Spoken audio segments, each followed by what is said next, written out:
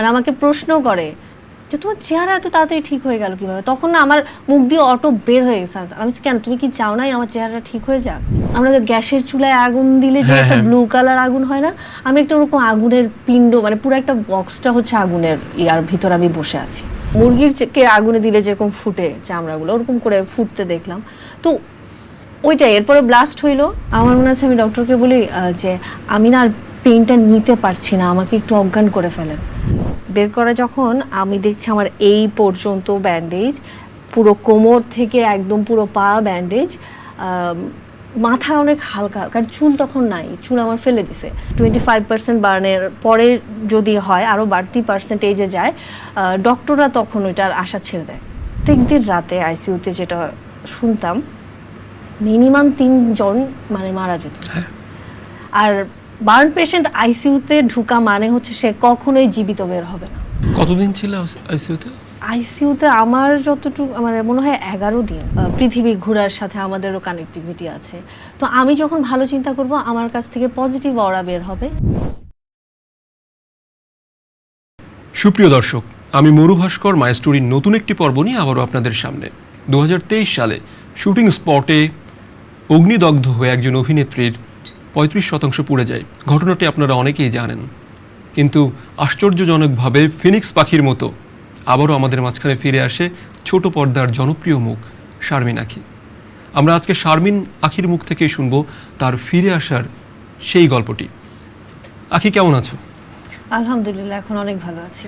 তোমার এই নতুন জীবন তুমি কিভাবে উদযাপন করছো? এখন তো মানে খুলে বেঁচে থাকা যেটাকে বলে, সেটা নিয়ে আছি এখন আমি। মানে আগে তো অনেক কিছু, ওই পাছে লোকে কিছু বলে বা অনেক কিছুই ভাবতাম, এখন আর অত কিছু ভাবি না, এখন জীবনটাকেই উপভোগ করি। ধরো, আমরা তো জানতাম যখন আমরা গণমাধ্যমে দেখলাম বা বার্ন ইউনিটে যেয়ে তোমাকে দেখে আসলাম দূর থেকে, ডাক্তাররাও নির্দিষ্টভাবে তোমাকে নিয়ে প্রথমে কিছু বলতে পারছিল না। তোমাকে কি হবে, নর্মালি তো 15% বা 20% বার্নেই 25% এই মানুষের জীবন বিপন্ন হয়, সেখানে তুমি 35% বার্ন নিয়ে কিভাবে ফিরে আসলে, এবং ওই সময়ের যে অভিজ্ঞতা সেটা তো বলবেই, পাশাপাশি মানে তোমার অনুভূতিটা কেমন ছিল ওই সময়টায়? তুমি অনেক শর্টলি প্রশ্ন করলে, কিন্তু বলতে গেলে আসলে এটা আমার বলবো আজকে পর্যন্ত এটা টোটালটি আমার একটা জার্নি।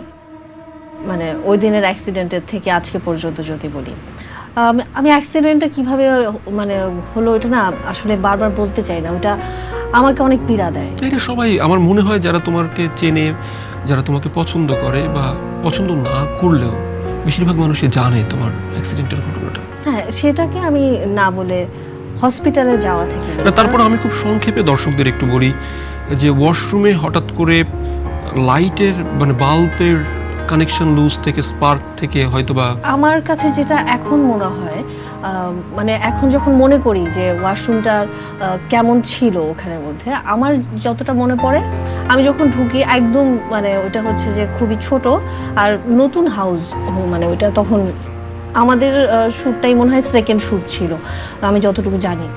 তো আমি ওয়াশরুমে যখন গেলাম, নতুন রং করা পেইন্টের স্মেলটা ছিল।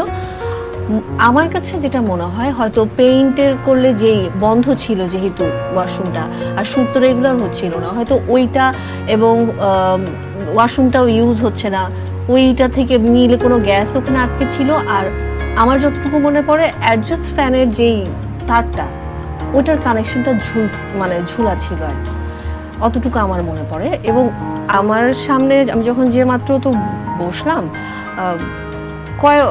মনে হয় 30 সেকেন্ডও যায় না আমি যে বসতে ওখানে যত সময়, আর 5 সেকেন্ড 10 সেকেন্ডের মধ্যে আমি স্পার্ক আমার আশেপাশে আমি খেয়াল করলাম। এই ডান থেকে বাম ঘুরতে ঘুরতে স্পার্কটা যখন দেখছি, তখন বুঝলাম যে আমি একটা